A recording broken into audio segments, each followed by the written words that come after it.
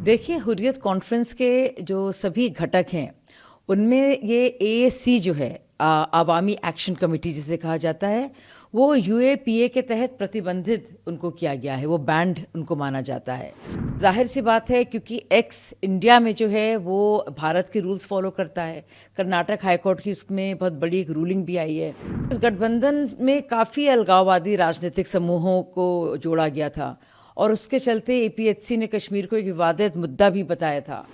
X एक foreign entity है, foreign corporation है, लेकिन यहाँ के जो रूल्स हैं वो भारत सरकार के ही रूल्स उसको फॉलो करने पड़ते हैं। तो इसके चलते मुझे लगता है इस वजह से ही एक्स से उनको चेयरमैन के नाम को हटाना पड़ा होगा। देखिए, हुर्रियत कॉन्फ्रेंस के जो सभी घटक हैं, उनमें ये एएसी जो है, अवामी एक्शन कमेटी जिसे कहा जाता है, वो यूएपीए के तहत प्रतिबंधित उनको किया गया है, वो बैंड उनको माना जाता है और जिससे हुर्रियत एक प्रतिबंधित संगठन बन गया है। तो जाहिर सी बात है, क्योंकि एक्स इंडिया में जो है वो भारत के रूल्स फॉलो करता है। कर्नाटक हाईकोर्ट की उसमें बहुत बड़ी एक रूलिंग भी आई है। तो 1993 में जो गठित था अलगाववादी संगठन all party Hurriyat conference APHC के सबसे पहले मीर वाइस चेयरमैन थे। तो इस गठबंधन में काफ़ी अलगाववादी राजनीतिक समूहों को जोड़ा गया था और उसके चलते एपीएचसी ने कश्मीर को एक विवादित मुद्दा भी बताया था।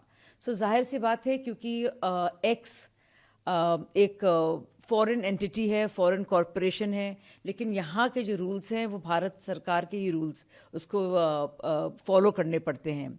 तो इसके चलते मुझे लगता है इस वजह से ही एक्स से उनको चेयरमैन के नाम को हटाना पड़ा होगा।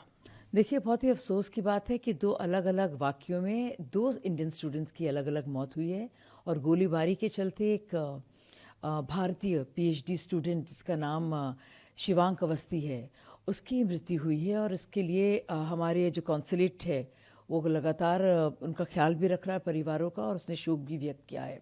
और एक अलग घटना में हिमांशी खुराना नाम की एक युवती जो वहाँ पे स्टूडेंट है, 30 वर्षीय भारतीय नागरिक, उसकी भी हत्या कर दी गई है और पुलिस को इस बात का संदेह है कि ये मामला कोई नज़दीकी साथी द्वारा किया गया है और बहुत ही अफसोस की बात है कि दो अलग अलग भारतीय स्टूडेंट्स को की इस तरह से मौत हुई है। देखिए, बहुत ही दुखद, बहुत ही अफसोसनाक है।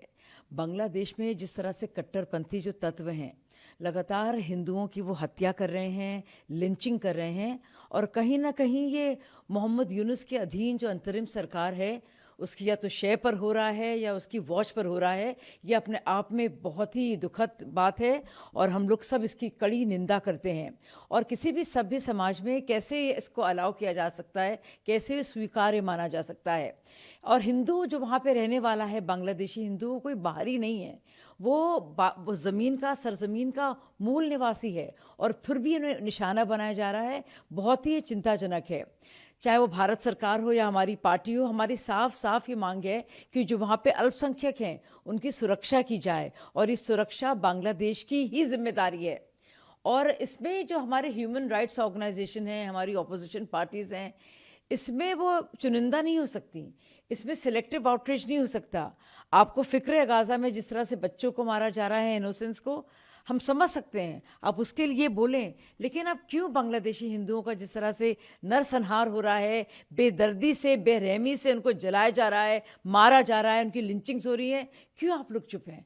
देखिए, क्रिसमस के दिन आप सब जानते हैं किस तरह से प्रधानमंत्री नरेंद्र मोदी जी ने दिल्ली में जो कैथीड्रल है और ऑफ रिडेम्पशन, उसमें क्रिसमस समारोह में प्रेस सर्विस में हिस्सा लिया बाकायदा। उसमें इतने भारत के विभिन्न विभिन्न हिस्सों से बहुत बड़ी संख्या से ईसाई समुदाय के लोग थे जिन्होंने उनके साथ मिलकर प्रार्थना की।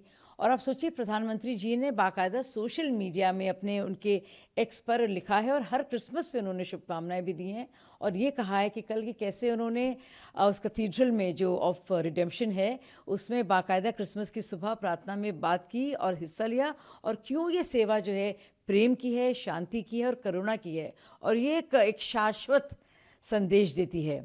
और क्रिसमस की जो भावना है, और प्रधानमंत्री जी ने कहा कि क्रिसमस की भावना हमारे समाज में सद्भाव और सौहार्द को प्रेरित करती है।